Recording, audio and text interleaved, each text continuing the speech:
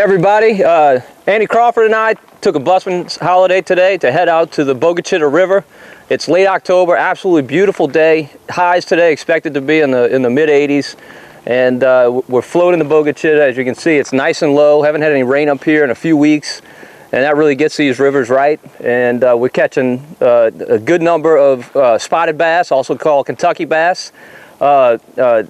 This is something I like to do every year at this time. A good friend of mine, Joe Levine, taught me how to do it on the Tangipahoa River. It's my first time ever floating the Bogue Chitto, and definitely things are different here than the Tangipahoa. One thing, it's a much swifter river, also much deeper. Andy Crawford's spanking me today. He's the one holding the camera over there, but he's catching fish. When you drift the Tangipahoa, the fish are always up on the bank, but here on the Bogue Chitto, they are out in the middle, holding behind structure, any type of blowdown, whatever in the water, and it forms that eddy, and the fish are definitely holding behind there. I'm kind of being a little bit stubborn, holding to the bank, and the fish just are not there. So anyway, I got a couple. Andy's doing really well. He's almost to his limit. But the key to doing this, number one, you got to come after it's been dry for a couple of weeks, which of course it has been now. And you also need to fish certain baits. There are definitely some baits that are much better than others. Catching most of our fish today on a wheat craw. So you don't want the teeny craw, you want the wheat craw. Fishing the yellow bait, they also make a red and kind of a more natural color. This is kind of the chartreuse or yellow one. Another good bait that works really well on the Tangipahoa is the H&H spinner, the black and chartreuse. I've caught a couple of fish on this today, but they seem to prefer the wheat craw. Also a good bait are these scum frogs. This one's got a popper mouth on the front. They also make some that you can kind of walk the dog with, and you cast those into the eddies and the slow water along the bank, and the fish come up and just nail it. This is going to go on as long as this river stays low, and certainly we should have another month or so of this at least until we start getting the winter rains.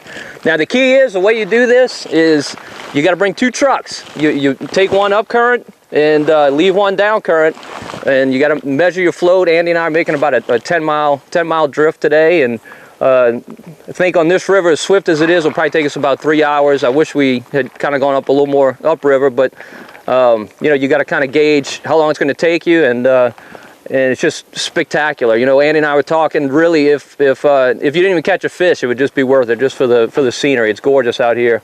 But get a buddy, get some kayaks. Andy's got two, so he's nice enough to loan me one. And it's just spectacular. When I've done this in the past, we've done it in a bateau or a canoe, and that works well also. So if you don't have a bateau of your own, I'm sure somebody does. Get a little 10 or 12 foot bateau and come float these rivers before the rains come. It is spectacular fishing. One thing that's real important about this is don't come with real heavy rods. I'm using a medium 6'3" rod. Todd is using actually a medium light rod, and so that allows you to really get these baits out there, have a little tip because these are tiny baits, real light baits, and so it helps you really cast that bait. So leave the heavy tackle at home, get the lightweight stuff, and have a good time.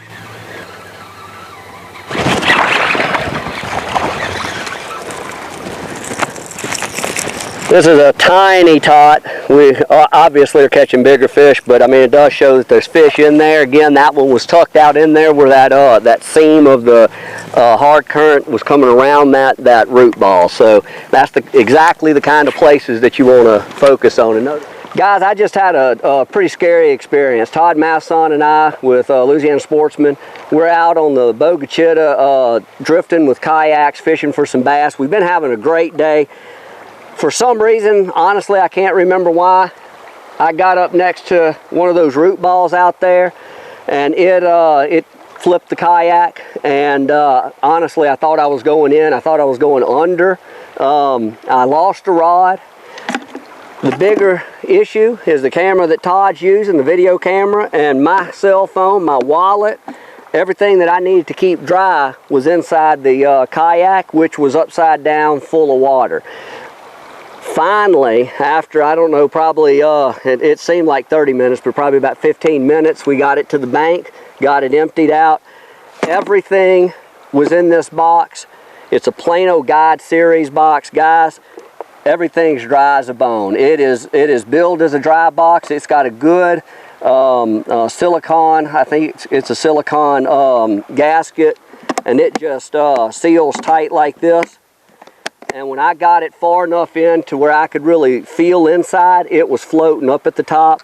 Everything in it, including the camera Todd's using, and my cell phone, my wallet, all the keys, everything's dry as a bone. So I absolutely recommend the Plano Guide Series for really anybody going out on the water to keep all of the stuff that you need dry, safe and dry.